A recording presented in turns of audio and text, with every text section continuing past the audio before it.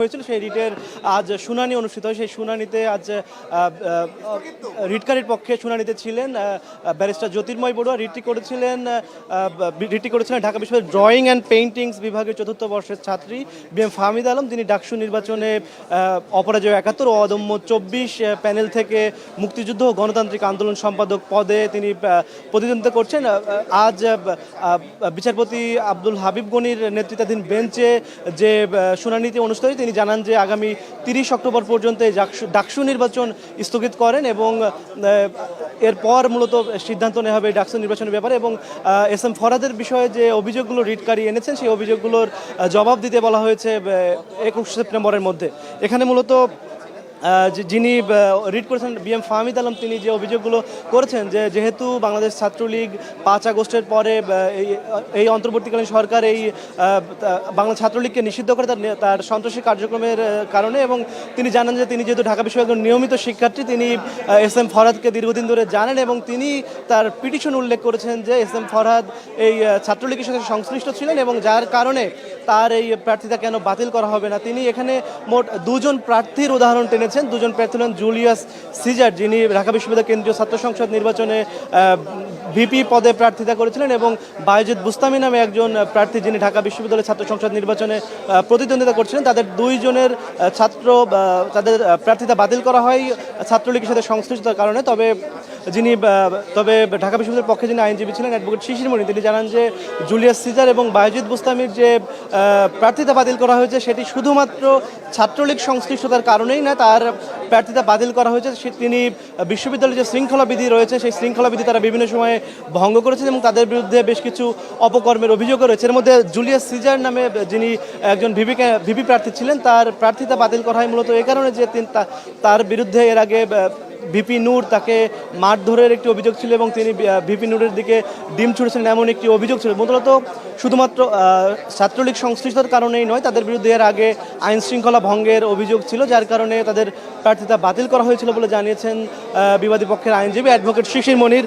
এখানে আরও একটি বিষয় যেটি রিটকারী তার রিট পিটিশনে উল্লেখ করেছেন যে ডাকসুর গঠনতন্ত্র অনুযায়ী, ডাকসুর গঠনতন্ত্রের ২ ক ধারা অনুযায়ী বলা হয়েছে ডাকসু মূলত বাংলাদেশের ১৯৭১ সালে যে মুক্তিযুদ্ধ আছে তার সংগ্রাম ও ঐতিহ্যকে ধারণ করবে এবং তার মর্যাদাকে অক্ষুণ্ণ রেখে কাজ করবে। তবে পিটিশনকারী তার সেই রিট পিটিশনে যেটি বলছেন যে ঢাকা বিশ্ববিদ্যালয় ইসলামী ছাত্র শিবির এবং এস এম ফরহাদ তারা মুক্তিযুদ্ধের যে আদর্শ এবং সংগ্রাম সেটিকে ধারণ করে না। তারা এর সপক্ষে যে কারণটি তার পিটিশনে উল্লেখ করছেন সেটি হলো যে ঢাকা বিশ্ববিদ্যালয়ের টিএসসিতে একটি আলোকচিত্র প্রদর্শনী করা হয়েছিল। তাদের ভাষ্যমতে সেখানে মুক্তিযুদ্ধের বিরোধিতাকারী কিছু ব্যক্তির ছবি সেখানে প্রদর্শন করা হয়েছিল। এই বিষয়টিও পিটিশনে উল্লেখ করেছেন রিটকারী বিএম ফাহমিদ আলম। তিনি জানাচ্ছেন যে যেহেতু এস এম ফরহাদ এবং তার সংগঠন ইসলামী ছাত্র শিবির এই বাংলাদেশের মহান মুক্তিযুদ্ধের ঐতিহ্য এবং সংগ্রামকে ধারণ করে না, সুতরাং তারা ডাকসুর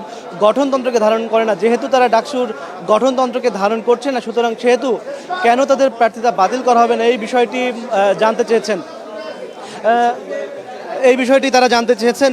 কিছুক্ষণ পরেই আইনজীবীদের পক্ষ থেকে এই ডাকসুর এই প্রার্থিতা এস এম ফরহাদের প্রার্থিতা বাতিল নিয়ে যে রিট শুনানিটি অনুষ্ঠিত হয়েছিল সেই রিট শুনানির বিষয়ে তারা ব্রিফ করবেন। আমরা রিটের শুনানিটি যখন শুরু হয় তার শুরু থেকেই ভিতরে ছিলাম এবং শুনানিতে দুই পক্ষই তাদের যুক্তি তুলে ধরেন। মূলত যিনি রিট করেছেন বিএম ফাহমিদ আলম, তার পক্ষে যিনি আইনজীবী ছিলেন ব্যারিস্টার জ্যোতির্ময় বড়ুয়া, এবং তিনি এই রিটে মোট ঢাকা বিশ্ববিদ্যালয় সহ 4টি ব্যক্তিকে এখানে বিবাদী করেছেন। তার মধ্যে ঢাকা বিশ্ববিদ্যালয়ের উপাচার্য, ঢাকা বিশ্ববিদ্যালয়ের রেজিস্ট্রার এবং ঢাকা বিশ্ববিদ্যালয়ের কেন্দ্রীয় ছাত্র সংসদ নির্বাচন ২০২৫-এর যিনি চিফ রিটার্নিং অফিসার, এবং 5 নম্বরে আছেন এস এম ফরহাদ।